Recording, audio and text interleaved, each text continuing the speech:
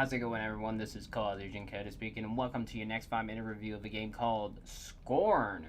SCORN is an atmospheric first-person horror adventure game set in a nightmarish universe of odd forms and somber tapestry.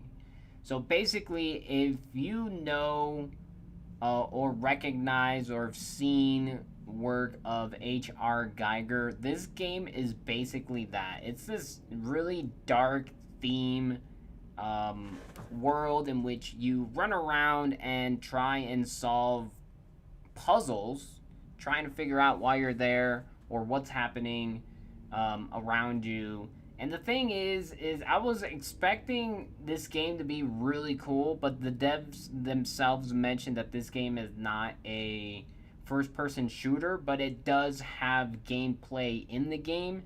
So when I first heard that, my first thought was this is basically going to be like an art style type of game. So basically what makes this game tick is its art style, which to me can get a little bit stale, not because the art style itself is stale, but because of the gameplay that you have to do while running around and trying to figure things out. So for example, due to the art style just basically all looking the same, in my opinion, it makes it really hard to see like other corridors that you might have missed while running around and solving puzzles. So for example, you solve a puzzle, something happens, and now you have to go to the location where the thing happened. But because everything looks the same, it's so easy to get turned around and lost. There are like health and weapon spots that you can go and collect to refresh your ammo or to refresh your health kit, but it's also really easy to miss those. So that's not good, especially when the game's checkpoints are either really long, depending on, like, when I ended up getting stuck in a spot and I couldn't kill myself, so therefore I had to reload the checkpoint, most likely from the beginning of the chapter, which really sucked. But you can get through the sections rather quickly depending on where you're at. But again, the game looks really awesome, but because of how it looks, it makes it really hard to see where you need to go next after you do something. And sometimes the gameplay itself is just so confusing to the point where you get more frustrated by constantly failing than it is to finally get it.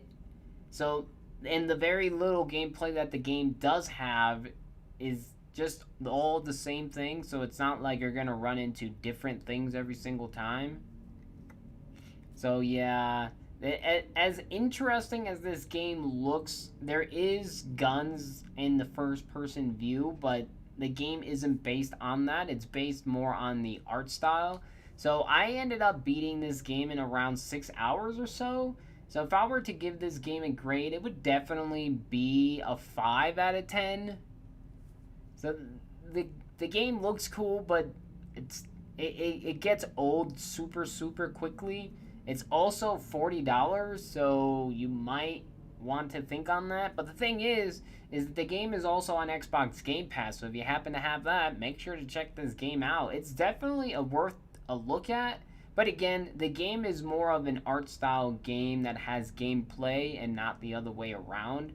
So the game's not very long, it's also not very hard, but it is very confusing and it can be very frustrating. And there is no story, not that I could see, but I also feel like the game went way over my head. So, take that however way you want.